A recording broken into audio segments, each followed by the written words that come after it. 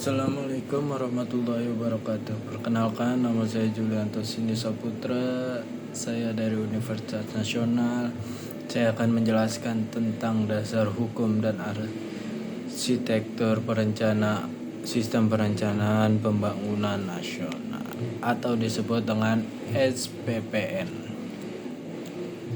Selanjutnya yaitu adalah asas-asas sistem perencanaan pembangunan nasional. Pembangunan nasional diselenggarakan berdasarkan demokrasi dan prinsip-prinsip kebersamaan, berkeadilan, berkelanjutan, berwawasan lingkungan, serta kemandirian dengan menjaga keseimbangan, kemajuan, dan kesatuan nasional. Selanjutnya, sistem perencanaan pembangunan nasional diselenggarakan berdasarkan asas umum penyelenggaraan negara. Selanjutnya yaitu adalah asas penyelenggaraan negara di Indonesia yang ditetapkan dalam Undang-Undang Nomor 28 Tahun 1999 meliputi 7 asas, yaitu kepastian hukum, tertib penyelenggaraan negara, kepentingan umum, keterbukaan, proporsionalitas, profesionalitas, dan akuntabilitas. Selanjutnya yaitu asas ini bertujuan untuk mewujudkan pemerintah yang baik, bersih, dan bebas dari korupsi, kolusi, dan nepotisme demi mencapai cita-cita bangsa. 7 asas umum penyelenggaraan negara. Yang pertama, kepastian hukum. Menetapkan pada peraturan perundang-undangan yang jelas, kepatutan, dan keadilan dalam setiap kebijakan. Yang kedua, tertib penyelenggaraan negara. Mengutamakan keteraturan, keserasian, dan keseimbangan yang menjalankan fungsi negara. Yang ketiga, kepentingan umum. Mengutamakan kepentingan masyarakat luas di atas kepentingan pribadi atau kelompok. Yang keempat, keterbukaan. Menekankan pada informasi yang dapat diakses publik dan mencegah penyelenggaraan kekuasaan. Yang kelima, proporsionalitas. Menuntut adanya keseimbangan antara kewenangan, tugas, dan tanggung jawab yang diberikan kepada pejabat negara. Profesionalitas. Menjunjung tinggi keahlian, kompetensi, dan etika dalam menjalankan tugas dan fungsi sebagai penyelenggaraan negara. Yang ketujuh dan yang terakhir, akuntabilitas. Mengharuskan setiap pejabat dan lembaga untuk dapat mempertanggungjawabkan tugas dan fungsi kepada publik. Selanjutnya adalah tujuan sistem perencanaan pembangunan nasional. Yang A, mendukung koordinasi antar pelaku pembangunan, menjamin terciptanya integrasi, sinkronisasi, dan sinergi antar daerah, antar ruang, antar waktu, antar fungsi pemerintah maupun antar pusat dan daerah.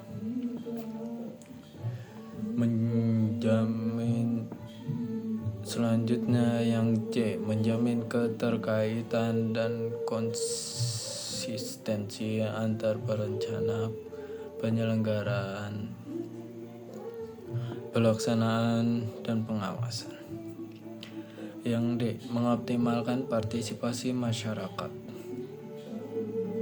Dan yang C, menjamin terciptanya penggunaan sumber daya secara efisien, efektif, dan berkeadilan dan berkelanjutan. Selanjutnya, tahapan perencanaan pembangunan nasional meliputi penyusunan rencana, yang B, penetapan rencana, yang C, pengendalian pelaksanaan perencana, dan evaluasi pelaksanaan rencana. Selanjutnya UU 25 tahun 2004 adalah tentang sistem perencanaan pembangunan nasional SPPN yang menetapkan tata cara perencanaan pembangunan jangka panjang, menengah, dan tahunan oleh pemerintah pusat dan daerah untuk mencapai tujuan negara. Selanjutnya, undang-undang ini dibuat untuk memastikan pembangunan berjalan efektif, efisien, dan terarah, serta meliputi semua pangku kepentingan, yaitu pemerintah, dunia usaha, dan masyarakat. Selanjutnya, Rencana Pembangunan Jangka Panjang Nasional (RPJPN). RPJPN adalah dokumen perencana pembangunan selama 20 tahun yang menjadi acuan untuk seluruh komponen bangsa dalam mencapai tujuan nasional. Selanjutnya, RPJPN menjabarkan visi, misi, dan arah pembangunan nasional Indonesia yang bertujuan untuk mewujudkan kesejahteraan, keadilan, dan berkelanjutan seperti yang tertuang dalam UU 1945. Selanjutnya yaitu tujuan. RPJPN dirancang untuk memberikan arah dan menjadi pedoman pembangunan nasional selama 2 dekade, seperti RPJPN 2005 sampai 2025 dan RPJPN 2025 sampai 2045. Visi RPJPN 2005 sampai dengan 2045 adalah terwujudnya Negara Kesatuan Republik Indonesia yang bersatu, berdaulat, maju, dan berkelanjutan, atau yang dikenal dengan Visi Indonesia Emas 2045. Proses penyusunan melibatkan penyiapan rencana, musyawarah perencanaan pembangunan musrembang, dan penetapan rancangan akhir melalui undang-undang. Yang selanjutnya, acuan. Penyusunan RPJPN berpedoman pada amanat Undang-Undang Nomor 25 Tahun 2004 tentang Sistem Perencanaan Pembangunan Nasional. Selanjutnya, poin-poin utama UU Nomor 25 Tahun 2004. Tujuan untuk menciptakan satu kesatuan sistem perencanaan yang sistematis dan terpadu agar pembangunan nasional dapat mencapai tujuan negara, yaitu mewujudkan masyarakat yang adil dan makmur. Cakupan mengatur perencanaan pembangunan dan tingkat nasional, jangka panjang, menengah, dan tahunan, hingga tingkat daerah, provinsi, kabupaten, atau kota. Selanjutnya, pelaku pembangunan melibatkan berbagai unsur, yaitu pemerintah pusat, provinsi, kabupaten, dan kota, dunia usaha, dan masyarakat. Selanjutnya, proses penetapan tahapan-tahapan perencana pembangunan, mulai dari penyusunan hingga pengendalian dan evaluasi pelaksanaan rencana. Dasar hukum menjadi landasan hukum bagi penyusunan rencana pembangunan agar lebih terarah dan terukur, dengan mengacu pada UUD 1945 dan peraturan perundang-undang lainnya. Selanjutnya, RPJMN. RPJMN adalah Rencana Pembangunan Jangka Menengah Nasional, dokumen perencanaan pembangunan 5 tahun yang merupakan penjabaran dari visi, misi, dan program Presiden terpilih. Dokumen ini berisi strategi pembangunan nasional, kebijakan umum, program kementerian atau lembaga, serta kerangka ekonomi makro yang menjadi pedoman untuk pembangunan selama periode tersebut. Berikut adalah poin-poin penting mengenai RPJMN. Tujuan RPJMN bertujuan untuk mewujudkan visi, misi, dan program Presiden terpilih dalam kurun waktu 5 tahun. Selanjutnya dasar penyusunan.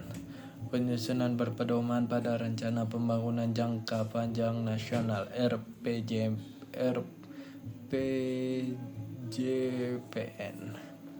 dan Rencana Pembangunan Jangka Menengah Daerah RPJMD harus selaras dengan RPJMN. Isi dokumen: memuat strategi pembangunan nasional, kebijakan umum, program kementerian atau lembaga, program lintas kementerian atau lembaga, kewilayahan dan lintas wilayahan, serta kerangka ekonomi makro. Selanjutnya penjabat tahunan. Selanjutnya penjabaran tahunan. RPJMN kemudian dijabarkan lebih lanjut ke dalam Rencana Kerja Pemerintah atau RKP yang disusun setiap tahunnya. Contoh periode RPJMN telah ada dalam beberapa periode, misalnya RPJMN 2005 sampai 2009. RPJMN 2010 sampai 2014, RPJMN 2015 sampai 2019, RPJMN 2020 sampai 2025, dan RPJMN 2005 sampai 2029. Acuan pembangunan. RPJMN menjadi dasar hukum bagi penyusunan rencana strategi atau Renstra kementerian atau lembaga K atau L, dan menjadi acuan bagi pemerintah daerah dan aktor non-pemerintah. Selanjutnya Rencana Pembangunan Jangka Menengah kementerian atau lembaga yang berkelanjutan disebut Rencana Strategi Kementerian atau Lembaga. Adalah dokumen perencanaan kementerian atau lembaga untuk periode 5 tahun. Rencana Pembangunan Jangka Menengah Satuan Kerja Perangkat Daerah yang selanjutnya disebut Renstra RKPD adalah dokumen perencana Satuan Kerja Perangkat Daerah untuk periode 5 tahun. Selanjutnya Rencana Pembangunan Tahunan Nasional yang berkelanjutan disebut Rencana Kerja Pemerintah. RKP adalah dokumen pemerintah nasional untuk periode 1 tahun. Sekian penjelasan dari saya. Terima kasih. Wassalamualaikum warahmatullahi wabarakatuh.